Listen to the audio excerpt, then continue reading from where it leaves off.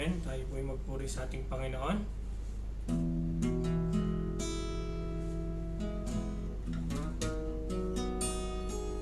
Damin po natin yung message ng kanta.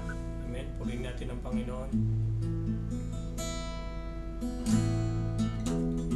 Hallelujah. We praise you. Praise you. Glorify your mighty name.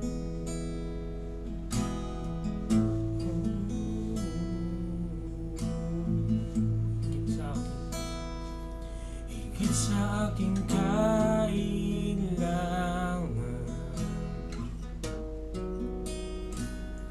higit sa aking karanasan,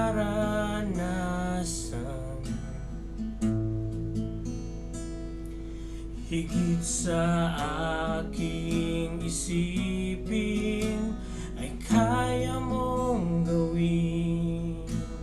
Higit sa aking kalakasan, higit sa aking kalakasan,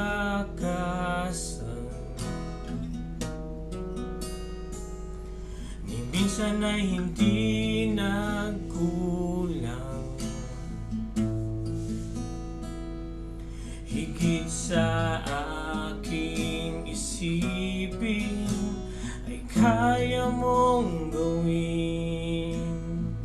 Bawat araw, bawat araw ko ay hawak mo. Di mangangamba sa piling mo. Walang mahirap, walang mahirap sa'yo. Walang mahirap sa'yo. Ikaw ang Panginoon na makapangyarihan. Walang mahirap sa'yo. Minsan pa higit sa aking kailangan, higit sa aking kailangan, higit sa aking karanasan,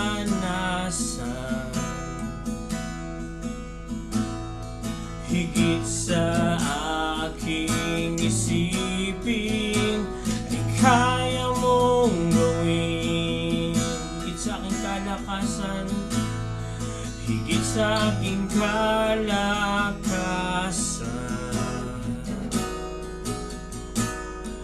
ni minsan ay hindi nagkulang. Sa aking, higit sa aking isipin ay kaya mong gawin. Bawat araw, bawat araw ko ay hawak mo.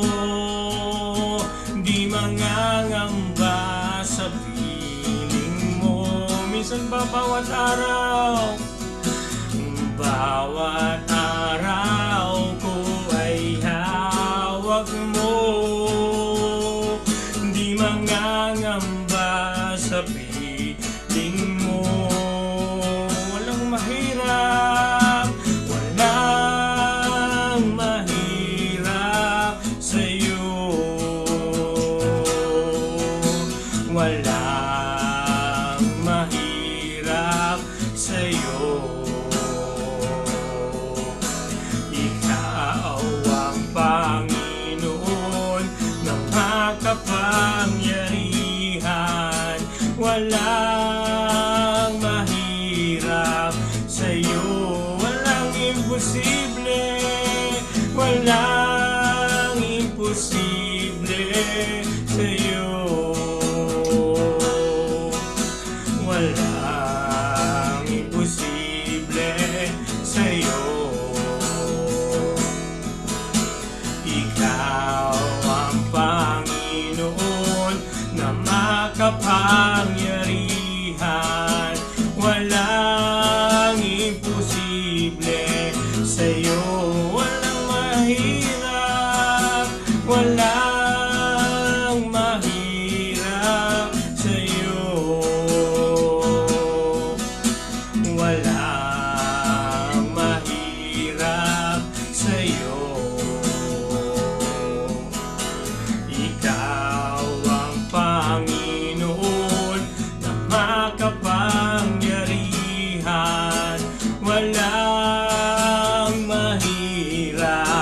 Walang mahirap, walang mahirap sa'yo. Walang katulad, katulad. Wala nang higit sa'yo. Wala kang katulad. Wala nang papantay sa'yo. Ikaw ang Diyos noon pa man, maging ngayon at kailanman. Sa habang panahon, wala kang katulad. Oh, walang katulad, wala kang katulad. Wala nang higit sa'yo. Wala kang katulad. Wala nang papantay sa'yo. Ikaw ang Diyos noon pa man, maging ngayon at kailanman. Sa habang panahon, wala kang katulad. Minsan pa wala kang katulad. Wala kang katulad. Wala nang higit sa'yo. Wala kang katulad. Wala nang papantay sa'yo. Ikaw ang Diyos noon pa man, maging ngayon at kailanman. Sa habang panahon, habang panahon, sa habang panahon, wala kang katulad. Oh, wala kang katulad. Panginoon, wala kang katulad. Let's worship the Lord. Oh, purihin ka, Panginoon. Oh, purihin ang ngalan mo. Luwalhatin ka, wala kang katulad. Panginoon, wala kang katulad.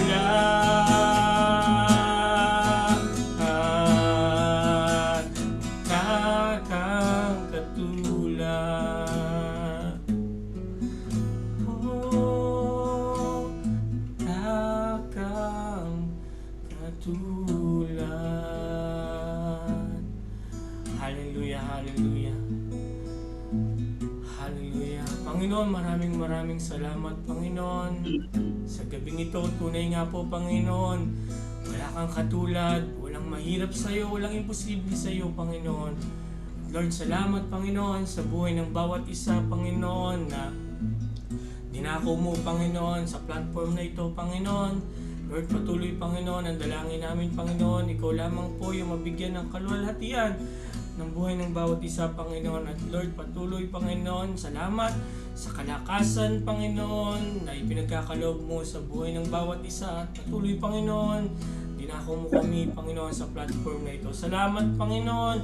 Maging sa gabing ito, Panginoon, Lord, we declare the victory, Panginoon, ng gawain na ito, Panginoon. Lord, sa gagamitin mo, Panginoon, kay Pastor Marte, Lord, patuloy, Panginoon, na langisan mo ang kanyang labi, Panginoon, Lord, at ang dalangin namin, Panginoon, bawat salita mo na sasabihin niya, Panginoon, mabago ang aming mga buhay, Panginoon, mabago ang aming pag-iisip, Panginoon, mabago ang pamantayan namin sa buhay, Panginoon, na palagi bigyan ka lamang namin ng kaluwalhatian sa aming mga buhay, Panginoon. Lord, bigyan mo siya ng kalakasan, Panginoon, na nagmumula sa iyo, Panginoon, at patuloy we declare, Panginoon, the blessing upon blessing, Panginoon, all the aspects of his life, Panginoon. Lord, salamat po sa buhay ng bawat isang naririto at patuloy sa mga kapatid namin, Panginoon, na wala pa, Lord, patuloy, Panginoon, ipaalala mo sa kanila, Panginoon, ang kahalagahan ng mga ganitong gawain, Panginoon, upang kami ay lumago, Panginoon, ang aming espiritual sa paglilingkod sa iyo, Panginoon. Lord, salamat po, Panginoon, at ngayon pa lamang binawasak na namin anumang gawa ng kaaway, Lord, walang interruption sa Zoom meeting na ito, Panginoon. Gamitin mo lamang pong Zoom meeting na ito, Panginoon, upang dumaganap ang salita mo sa mundong ito, Panginoon. Lord, salamat, Panginoon, sa iyo pong kapurihan, sa iyong lahat na kapasalamatan, kaluwalhatian at kadakilaan sa pangalan ni Jesus. Amen and amen. Amen. Amen. Amen. Salamat po sa ating kapatid na Brother Jerome from TVH sa pangunguna po sa ating pag-aawitan. Ngayon po tayo na dumako na sa ating mentoring at aking pong tatawagin na ang ating pong tatay Jose Marty Corpus. Pastor? Okay, salamat po. Tayo muna po, sandali yung muko at tayo manalangin. Pabaspasan natin itong ating paksa. Nakila naming Ama at Diyos na makapangyarihan sa lahat. Inaanyayahan po namin, Panginoon, ang iyong presensya o kung saan man kami naroon ang bawat isa. Panginoon, abot po po ng iyong presensya at ng makapangyarihang kamay ang bawat isa sa atin. Amin pong inihingi, aming Diyos, ang iyong patnubay at pangunguna at papagpapaunawa, Panginoon, sa bawat isa. Upang ikaw lamang po, Panginoon, ang siyang mapapurihan sa buhay. Pagpalain mo po ang lahat ng ito at pangunahan mo po, Panginoon, ang iyong amang lingkod sa pangalan ng aming Panginoon Jesucristo. Amen. Ulitin ko po, ang paksa po natin ngayon ay tungkol sa final judgment na isa sa 15 na paksa. At ang susunod po dito ay talagang maganda pa rin pagkat ang huli po ay the new heaven and the new earth. Tuloy na po tayo. Sa iba, ang paghukom ay ang pagkagunaw daw ng buong mundo o sangsinukob at katapusan daw ng buong sanglibutan na ibinase nila sa tanong ng mga alagad kay Kristo sa Matthew chapter 24 mula verse 1 hanggang 3 nang sabi roon, lumabas si Jesus noon sa templo at payaw na sana sa kanyang lakad. Nagsilapit sa kanya ang mga alagad at pinamala sa kanya yung gusali ng templo. Makikita natin doon na sumagot ang Panginoon. Sinabi niya, hindi niyo ba nakikita ang mga bagay na ito? Nasabi ko sa inyo, walang may iwang isang bato sa ibabaw ng ibang bato na hindi babaksak. Ang tinutukoy na bato dito na sinabi niya ay nangangahulugan na ito ay strength of character, power with ability to destroy. Yan po yung mga kaharian, mga hari, at ano nung mga matataas na may mga katungkulan sa mundo. Ang sabi niya, walang may iwang isang bato sa ibabaw ng ibang bato na hindi ibabaksak. Kaya ang Panginoon po ang mananaig at sa pagdating ng huling bato. At samantalang siya nakaupo sa bundok ng uli-uli, nagsilapit ng bukod ng mga alagad at nagtatanong, sabihin mo sa amin, kailan mangyayari ang bagay na ito at ano ang magiging tanda ng iyong pagparito at ng katapusan ng sanglibutan. At ito yung gusto kong magtanong ng ilan sa inyo. Gusto kong tanungin kayo sa abot ng ating kaalaman. Ano sa palagay nyo ang magiging tanda ng kanyang pagparito at katapusan ng sanlibutan? Pastor John. Exila. Okay. Ano ang magiging tanda? Isa sa mga tanda sa kabatiran ninyo sa pagparito at katapusan ng sanlibutan. Ayon po sa nasusulat, ang tanda po ay ang Panginoon ay magmumula sa kalangitan kasabay po ng tunog ng trompeta at ng kanyang mga laksa-laksang anghel sa kalangitan.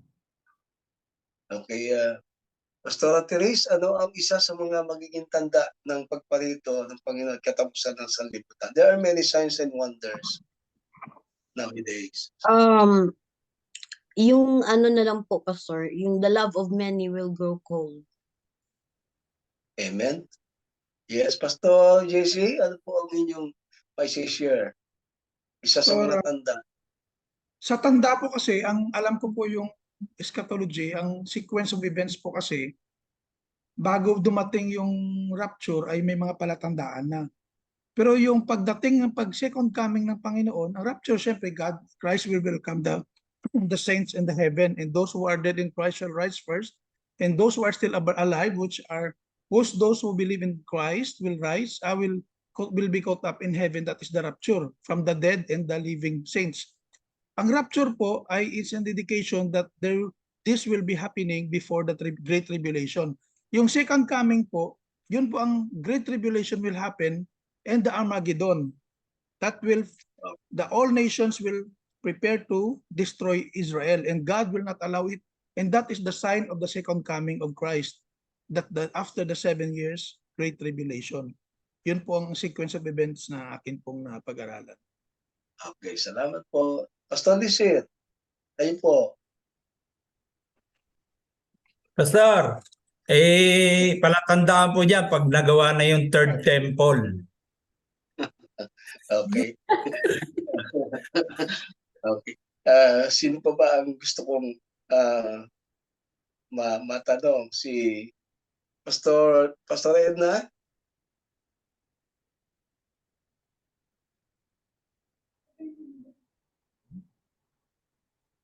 Hello? Pastor Edna? Gaalaga yan. Ano masasabi niyo sa isa sa mga tanda ng pagparito ng ating Panginoon? Yung wala na pong kapayapaan, Pastor, sa buong mundo, tsaka the rise of the Antichrist. Amen. Praise the Lord. Salamat po sa Panginoon. So, kaya nga po, hindi ko na pahabain pa ito. At alam niyo naman ang mga sign and wonders. Kaya nga po, ang paghuhukom o judgment sa iba ay katapusan na daw talaga ng daigdig o sanglibutan. Okay. Kung tutuusin, may ilan nga pong judgment na sinasabi sa Biblia at talakayin muna natin ito. Ano po? Ang una na gusto kong i-topic natin o maging isa sa mga ay yung tinatawag na judgment of the believer's sins. Judgment of the believer's sin. Ibig sabihin, may hatol ng nagawa ang Diyos noon pa mang una dahil sa kasalanan ng mga tao. Halimbawa po, ang hatol kina Eva at Adan noong suwayin nila ang utos ng Diyos sa halamanan ng Eden. Kaya pilalaya sila sa paraiso at nasabi tuloy ng Panginoon ang katagang sumpain ng lupa. Dahil sa iyo, yung lupa, kinuha tayo sa lupa at tinutukoy po dito yung kanyang mga nilikhang tao. Nariyan din ang natulan ng Diyos ang mga makasalanan sa pamamagitan ng baha sa buong mundo. Alam niyo na naman siguro ang mga talata na ito at kung hindi pa ay pwede niyo itanong sa akin. Ito mamaya po.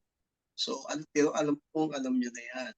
So, ulitin ko, yung hatol ng Panginoon sa makasalanan sa buong mundo sa pamamagitan ng baha. Nariyan din po yung hatol ng Diyos sa panahon ng Tore ni Babel noong labagin nila ang kalooban ng Diyos. Ang gumawa ng isang tore at mga sistema ang talagang labag sa batas kaya kinulo ng Panginoon ang kanilang wika. So nariyan din po noong magpadala ang Diyos ng 10 salot sa Ehipto dahil sa kanilang kasamaan at pagsamba sa Diyos-Diyosan. So subalit ang lahat ng ito, lahat ng kasama na ito, inako po ng ating Panginoong Jesucristo.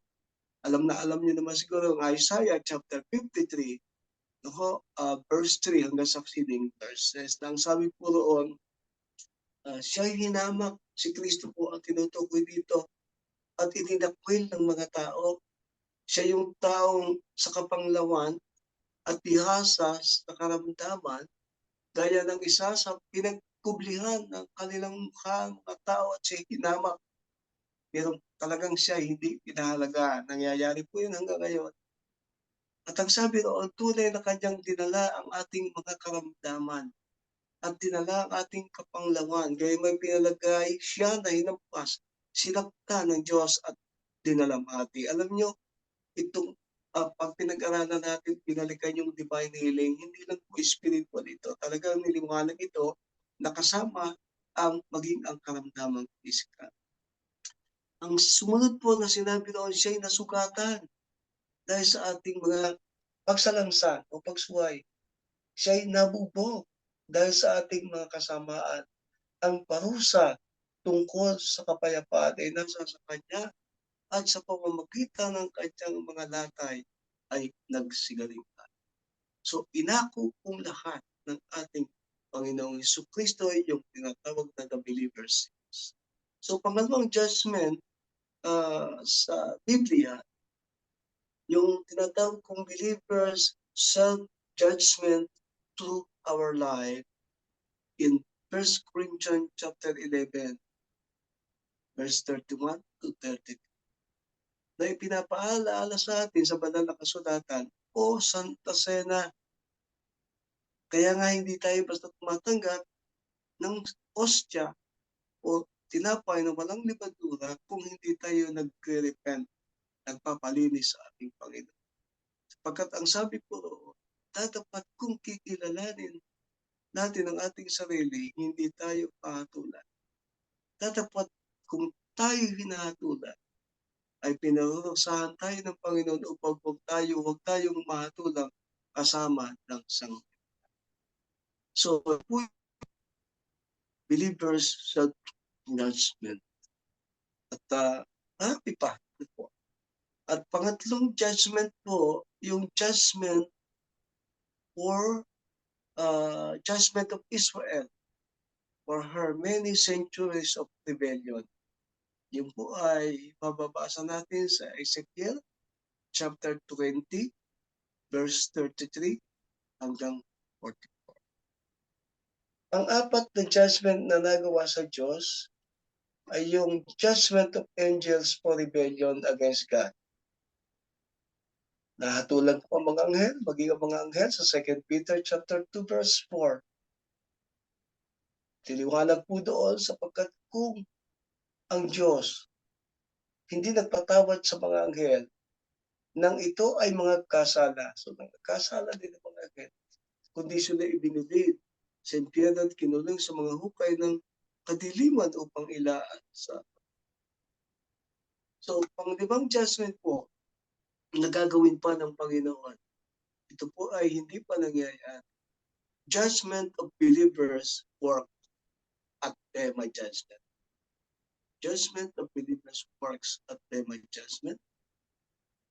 Nababasa po natin sa 2 Corinthians chapter 5, verse 10 hanggang 11, at Romans chapter 14, verse 10.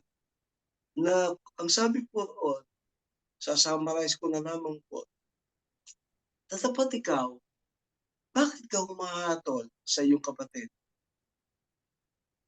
Ulitin ko, tatapat ikaw, bakit ka humahatol sa iyong kapatid? At ikaw naman, bakit pinawawalang halaga mo ang iyong kapatid? Sapagkat tayong lahat tatayo sa harapan ng buhay ng Panginoon Kristo. So kung pagkaaralan natin mabuti ito po ay waring tumutukoy sa reward ng mga ligtas. Yung salitang lahat ay tatayo sa hukuman ng Panginoon. Sa 1 Corinthians chapter 3, verse 13 to 15. Kung ating tutunghayan ito at isasummarize po natin, tulad ng sinabi ko, ito'y tumutukoy sa mga gantimpala, mga putong ng buhay sa mga ligtas. Sabi po roon, mula verse 13, ang gawa ng bawat isa, ihahayag o mahayag, sapagkat ang araw ang magsasaysay, sapagkat sa pamamagitan ng apoy, inihahayag at ang apoy din ang susubok sa gawa ng bawat isa kung ano yun. Kung ang gawa ng sino man ay manatili na kanyang itinayo sa ibabaw niyon, siya ay tatanggap ng kagantihan. Kung ang gawa ng sino man ay masunog, ay malulugi siya. Ngunit siya sa kanyang sarili ay maliligtas. Gayunman, tulad sa pamamagitan ng apoy, iba yung masusunog, at titipunin at susunugin sa apoy o sa impyerno at inalis inalis na sakang hindi nagbunga sa John chapter 15 kaysa sa konteksto na binabasa natin. Tandaan po natin doon, ito po ay malaking pagkakaiba talaga sa mga kasama sa mga makasalanan. Kahit na siya dati pa na nakakilala sa Panginoon. So, pang-anim po ay nakapaloob at sakop na ng final judgment na paksa natin. Yung tinatawag na judgment of the living nations at the second coming of Christ. Talinghaga ito tungkol sa pagbubuklod-buklod ng pastor sa mga tupa, sa kanan ilalagay at kambing sa kaliwa ilalagay. At sasabihin ni Kristo, magsiparito kayo. Mga pinagpala ng aking Ama, manahin ninyo ang kahariang nakahanda sa inyo, buhat ng itatag ang sanglibutan. Yung po yung sinabi ni Kristo sa Matthew chapter 25, mula verse 31 hanggang succeeding verses. So, pangpito, under the final judgment, also, tatalakayin natin yung tinatawag na judgment of the wicked dead o judgment sa mga makasalanan. Sa Revelation chapter 20, verse 11 hanggang 15. Ang sabi po roon, so nakita ko ang isang luklukang maputi at ang nakaluklok doon na sa kanyang harapan, ang lupa at ang langit ay tumakas at walang nasumpungang kalalagayan niya. Nakita ko ang mga patay, malalaki, maliliit na nakakatayo sa harapan ng luklukan. Mga patayo, nakakatayo, ibig sabihin, binukay sila para sa hatol. At nabuksan ang mga aklat at nabuksan ang iba pang aklat na isang aklat ng buhay. At ang mga patay, hinatulan ayon sa mga bagay na nasusulat daw doon ayon sa kanilang mga gawa. Babasahin natin tuloy-tuloy, sabi po roon ay at ang kamatayan at ang Hades ay binulid sa dagat-dagatang apoy. Ito yung ikalawang kamatayan sa makiwid ay ang dagat-dagatang apoy. Kung sino man hindi nasumpungan nakasulat doon sa aklat ng buhay ay binulid sa dagat-dagatang apoy. So, at ang pangwalo nakasama sa pinag-aaralan natin na mangyayari pa yung judgment of Satan in Revelation chapter 20 verse 10. Sabi roon, ang diablo, umaya sa kanila, ibinulit sa dagat-dagatang apoy at pasupre na kinaroroonan din naman ng hayop at ng bulaang propeta. At sila'y pahihirapang araw at gabi magpakailanman. Okay? Pagdating naman po sa usapang putong ng buhay o crown na nakalaan sa atin, there are 4 major crowns in the Bible. Bagamat marami pa. So, ang gusto kong sabihin po, yung 4 lamang po. There are 4 major crowns. Yung isa po yung tinatawag na crown of rejoicing. In 1 Thessalonians chapter 2, verse 19 hanggang 20. Ang sabi po, pagkatano ang aming pag-asa o katuwaan o puto na ipinagmamapuri. Hindi ba kayo rin sa harapan ng ating Panginoong Jesucristo sa kanyang pagparito? Kayo ang aming kaluwalhatian at aming katuwaan. So kaya ho tayo dadating yung time na talagang tuwang-tuwa marahil tayo at talagang ang putong na pinagmamapuri sa harapan ng ating Panginoon sa kanyang pagparito ay purihin ang Panginoon na maranasan nating lahat. So yung pangalawang crown ay crown of righteousness na makikita natin sa 2 Timothy chapter 4 verse 7 hanggang 8. Yung po yung alam ninyo na sabi ni Pablo, nakipagbaka ako ng mabuting pakikipagbaka. Sabi noon, natapos ko ng aking takbo, iningatan ko ang pananampalataya ko. Buhat ngayon, natataan sa akin ang putong ng katuwiran na ibibigay sa akin ng Panginoon na tapat na hukom sa araw na yon. At hindi lamang sa akin, kundi sa lahat din naman ng nangangahangad ng kanyang pagpapakita. Hindi lang si Pablo, no, ang tinutukoy dito, at hindi lang sa sarili niya, na iningatan niya talaga ang takbo ng kanyang buhay, iningatan ng pananampalataya, at sabi niya, natataan sa akin ang putong ng katuwiran na ibibigay sa akin ng Panginoon. Pero hindi lang daw sa kanya, kundi sa lahat ng naghahangad ng kanyang pagpapakita. So yung pangatlo ay yung crown of life sa James chapter 1 verse 12. Crown of life. Ay ang sabi po roon, mapalad ang nagtitiis ng tukso, sapagat sa pagsubok sa kanya, siya tatanggap ng putong ng buhay na ipinangako ng Panginoon sa mga nagsisiibig sa kanya. Purihin ng Panginoon. Talagang hindi nawawala, no? Ang tukso, napakaraming tukso at sinusubok talaga tayo ng ating Panginoon. Pagsupati ng ating pagpapataya. Pero ang pagsubok na yun, na ating nalalampasan, tatanggap tayo ng putong ng buhay na pangako ng Diyos para sa atin. So yung huli po yung crown of glory sa 1 Peter chapter 5 verse 4. 1 Peter chapter 5 verse 4. Ang sabi roon sa pagkahayag ng Pangulong Pastor ay magsisitanggap kayo ng di nasisirang putong ng kalawalan. Putong ng kalawalan. Bukod po dito sa binanggit, ay sabi ko kung tutuusin, marami pang may mga reward o gantimpala pang inihahanda sa lahat na magtatagumpay. Ang sabi ni Kristo sa Matthew chapter 16 verse 27. Sapagkat ang anak ng tao, sabi roon, ay pariritong nasa kanyang kalwalhatian. Sa kalwalhatian ng kanyang ama na kasama ang kanyang mga anghel. At kung magkagayon, bibigyan ng bawat tao ayon sa kanyang mga gawa.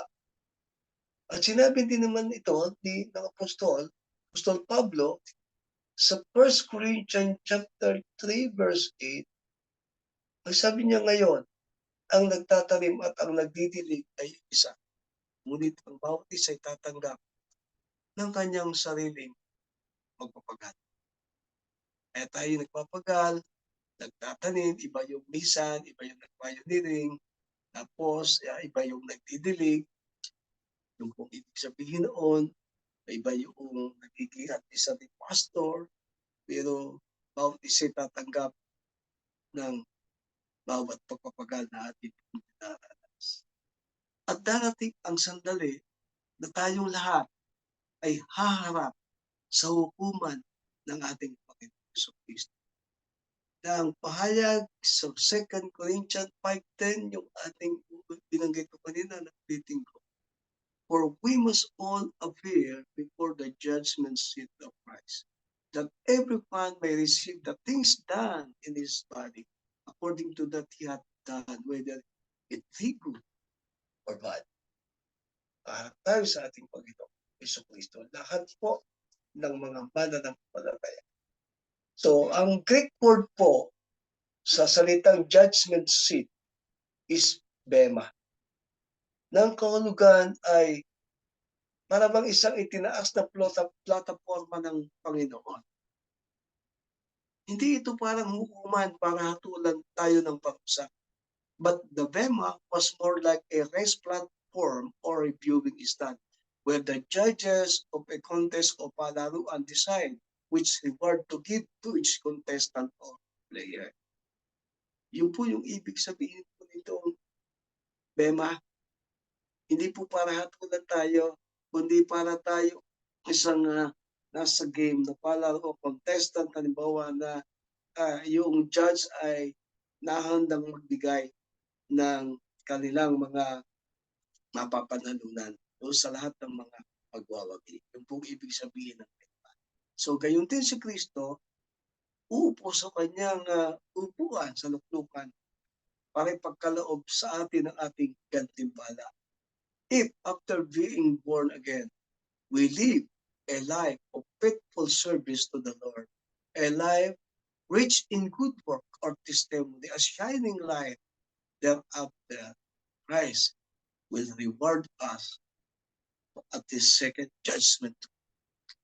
So yun po mababasa natin kahit basahin yung 1 Corinthians chapter 3 verse 10 hanggang 15. Yan ang tinatawag na judgment seat of Christ for the believers na kaugnay sa final judgment na gagawin ng Panginoon. Now, simulan na po nating pag-aralan ang final judgment na makikita natin sa Revelation chapter 20 verse 11. Nang sabi po ni Juan doon, nakita kong isang malaking luklukang maputi, a great white throne, at ang nakaluklok doon, sa kanyang upuan, ang langit at ang lupa ay tumakas at walang nasubukang kalalagayan. Alam niyo itong si Juan, ito yung nakakita ng lahat sa Apokalipsis na siyang itinapon sa pulo ng Patmos. So iba po itong Juan, the Baptist, kaysa sa Juan the Beloved. At ito po ang Juan, talaga ipinakita ng Panginoon ang lahat ng mangyayari sa Apokalipsis. So, ang unang mababasa natin dito, ayon sa pagkakasunod-sunod na pangyayari. Alam nyo, atin pong pinaiksi ito. Nang sa ganun po ay lalo nating hindi po tayo magtaga sa ating pagkaan. So, ang unang po makikita natin dito ay ang pagkakasunod-sunod na pangyayari. So, ang unang makikita natin, ito na yung panahon ng paghatol pagkatapos maganap ang 1,000 taon. Natutunghayan natin muli sa Revelation chapter 20 verse 12 to 13. Hindi kaila sa inyo ng 1,000 taon ay yun ang ating pinag-aralan na nakaraan ng millennial reign of Christ. Kaya pagkatapos po ng millennial reign, ito po na yung susunod, yung paghatol na po pagkatapos maganap ang 1,000. Ang sabi po ron sa Revelation chapter 20, verse 12 at 13, nakita ko ang mga patay, sabi po ron, malalaki at maliliit. Ibig sabihin doon, may mga mahirap, may mga dukha, possible, may mga makapang, nakasama ng mga kilalang tao, sikat, may mga makapangyarihan, may mga mayayamang tao. At sari-sari na po dyan na matataas ang pagkatao. Na nakakatayo sa harapan ng luklukan at nangabuksan ng ibang aklat. Na siyang aklat ng buhay at ang mga patay. Hinatulan ayon sa mga bagay na nasusulat sa mga aklat ayon sa kanilang mga gawa. At ang kamatayan ng Hades, ibinulit sa dagat-dagatan. Ito ang ikalawang kamatayan sa mga tuwid ay ang dagat-dagatan. Kung sino man ay hindi masumpungan nakasulat sa aklat ng buhay, ibinulit sa dagat-dagatan. Kung itutuloy po natin, so makikita po natin na doon na ibinigay ng dagat ang kanilang mga patay. So ibinigay din ng kamatayan ng Hades. Hindi kaila sa inyo ng ibig sabihin ng Hades ay kumbaga maliit pang impyerno ito. Hindi pa ito yung Gehenna o lawa na apoy. So, at ibinigay pa ng Hades, no, ang mga patay na nasa kanila at hinatulan bawat isa ayon sa kanilang mga gawa. So, pangalawang makikita natin sa final judgment, ito na yung panahon ng paghatol na gaganapin sa kalawakan. Sa Revelation chapter 20 verse 11, ang sabi po ro, I saw the great white throne and him that sat on it, from whose face of the earth and the heavens fled away, and there was found no place for them.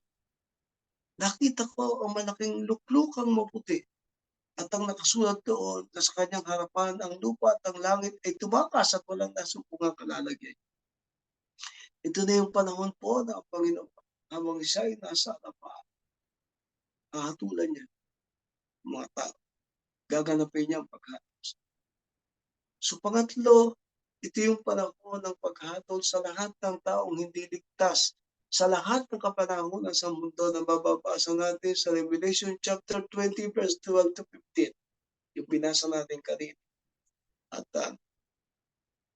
ito yung ang mga taong lahat simula pa noon na hindi talaga kumilala sa ating Panginoon o hindi nila sinunod ang kalooban ng ating Panginoon at sinampalatayanan biblical na no? Ang mga ligtas, lalo na ang nakaranas na ng unang pagkabuhay, ay hindi nahatulan. Bagkus ang hatol sa kanila o sa atin ay ang paggawad at pagkakalaob ng gantimpala ayon sa bagay na ating nagawa para sa. Subalit, ang hindi masumpungang nakasulat sa aklat ng buhay, ang sabi po ay ibinuli sa dagat-dagatan. So, hindi na po tayo magtatagal at alam po ito na yung verses po na talaga.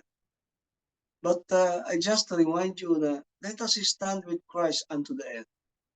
Ang masasabi ko po, tumayo tayo sa ating Panginoon hanggang sa katapusan. Dahil ang sabi ng Panginoon, alam niyo ito sa Matthew chapter 24 verse 13, ang magtiis hanggang sa wakas ay siyang paligtas. Kapag sinabing wakas, I challenge you. Pag sinabing wakas, don't be ashamed that we are believers of Christ according to Luke chapter 9 verse 26. Nang sabi po ron mismo ni Jesus, sapagkat ang sino mang magmakahiya sa akin at sa aking salita, ay ikahiya siya ng anak ng tao pagparito niyang nasa kanyang kaluwalhatian, pagparito niyang nasa kanyang kaluwalhatian at sa kaluwalhatian ng Ama at mga banal na. Yung po sabi ng ating Panginoon, kapag sinabi rin hanggang wakas, we must run to win and keep our body that to disqualify. According to 1 Corinthians chapter 9 verse 26. Sabi ni Pablo, hinahampas ko ang aking sarili. Sinusupil ko ang aking sarili. Baka sa anumang paraan pagkapangaral ko sa iba, ako man ay itakwil. Kaya ang payo ko sa ating lahat, pag sinabing hanggang wakas, ulitin ko, we must run to win and keep our body not to disqualify. Manatili tayong hindi tatakwil ng ating Panginoon hanggang wakas. Tuloy na tayo. Kapag sinabing hanggang wakas, lagi tayong handa sa pagbabalik ng ating Panginoon. Lagi tayong nakaprepare na binabanal ang ating buhay, na lagi nating binubulay-bulay ang nakasulat sa 1 Corinthians chapter 5 verse 23. Ang sabi po, pakabanaling kayong lubos ng Diyos na kapayapaan at ang inyong espiritu, kaluluwa at katawan, ingatang buo at walang kapintasan sa pagparito ng ating Panginoon. At kapag sinabi pong hanggang wakas, we must be faithful hanggang kamatayan. Mababasa po natin yan sa Revelation chapter 2 verse 10 at Matthew chapter 24 verse 13. So, we must be faithful unto death. Kaya sabi po roon, huwag mong katakutan ng mga bagay na malapit ng tisin. Narito, malapit ng ilagay ng diablo ang ilan sa inyo sa bilangguan upang kayo masubok at magkaroon kayo ng kapigatian. Magtapat ka hanggang sa kamatayan at bibigyan kita ng puto ng. Kaya ulitin ko, bago tayo magtapos, sa Matthew 24 verse 30, tatapwat ang magtiis hanggang ang siya maniligtas. This is the fundamental doctrine of LCC about the final judgment. Na akin po, pinilit na paiksi. Tayo po ay mananalig. Aming Ama at Diyos ng kapangyarihan sa lahat. Salamat, Panginoon, sa pag-aaral na ito. Ikaw po ang magpalawak nito sa amin, Panginoon, upang lalo kaming hindi malito sa pag-aaral na ito. Na ikaw ay babalik. Hahatulan mo, Panginoon, ang lahat ng makasalanan. Subalit kami, salamat po, ang hatol mo ay kakaiba. Ang hatol mo sa amin ay upang bigyan kami ng mga gantimpala at puto.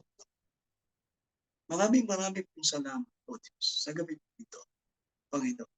Pagpalain ang lahat, O Diyos, ng aming mga kapatid na narito ng aming pagpalain sa pangalan ng Jesus. Ang lahat po'y magsabi. Amen. Amen. Amen. Amen. Amen. Maraming Amen po. Naunawaan po ba ninyo? May mga tanong po ba kayo?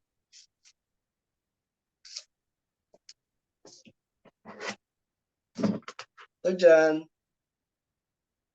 Amen po. Amen po. Yun po sa mga nais po magtanong, open po ang ating pastor para po sa mga kasagutan po sa inyong mga katanungan. Sino po ang mga nais magtanong?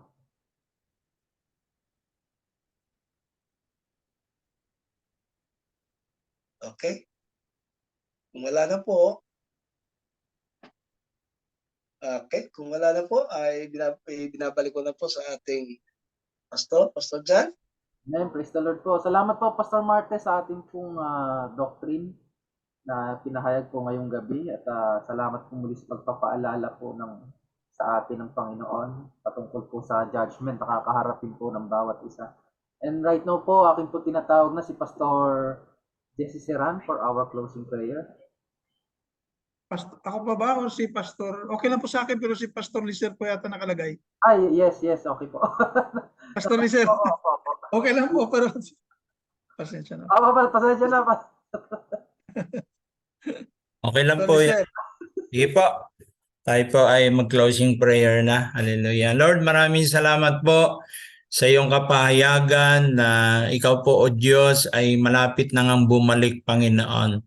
There is judgment, Lord, na ikaw po ang aming dakilang hukom na siyang titimbang, Panginoon, sa aming mga nagawa, mabuti man o masama, Panginoon. Ang dalangin namin, Lord God, na hanggang sa huli, Panginoon, sabi mo nga, kami po ay mayroong katapatan para kami, O Diyos, ay magtagumpay hanggang sa huli ng aming buhay. Ang makasama kang tunay, ang siyang aming dalangin, Lord God, in eternity, Panginoon, in eternity, O God, ay to be with you, Panginoon, in the name of Jesus. Salamat po sa buhay ni Pastor Marte. I-restore mo ang kalakasan na nawala sa kanya. At ganoon din, O God, pagpapala sa kanyang buong family at sa kanyang ministry, Lord, na sa kanyang edad ay patuloy na nagtuturo, nagsishare, Panginoon, ng mga kaalaman na kanyang natanggap na nagmumula sa iyo. Salamat po sa buhay ng bawat isa sa platform na ito. Marami kaming natututunan, marami kaming i-strike ang aming mga heart sa mga pagtuturo mo, Panginoon, sa iyong buhay at banal na salita. Salamat po, O God. Alam namin, Panginoon, di ka pa tapos sa aming buhay.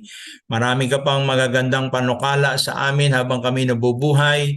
At sa iyong pagbabalik, Panginoon, isa lamang ang aming dalangin. Marinig namin, Lord, ang iyong tinig na well done, good and faithful servant. Salamat po, Ama. Alam namin, Lord, let your Holy Spirit will teach us everything, guiding us, at wala pong madadaya sa amin in Jesus' name. No more deception.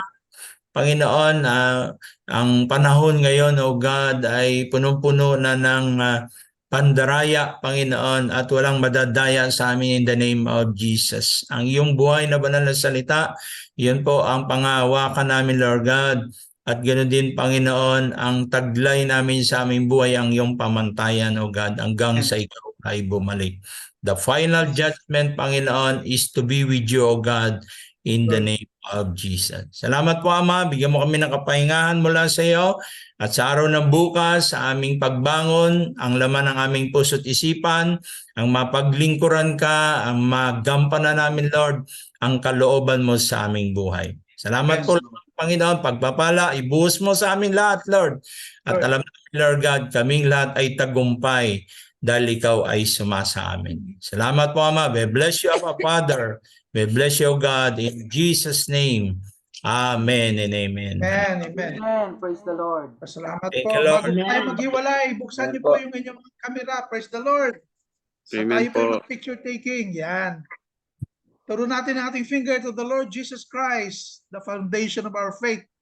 God bless us all. Okay, ready? 1, 2, 3, smile. Amen. Praise the Lord. Salamat po. Salamat po, Pastor Salamat po. God bless po sa lahat.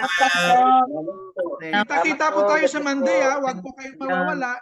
Amen. God bless you. Good night po. Good night. Para yung mga nakikita natin yan, nag-attend pa rin, ha. Good Patuloy tayo sa night. Bless po. God bless. Salamat po. Rachel. God bless. Salamat po. God bless po sa bawat Salamat isa. sa God lahat. bless you. God bless po. God bless po.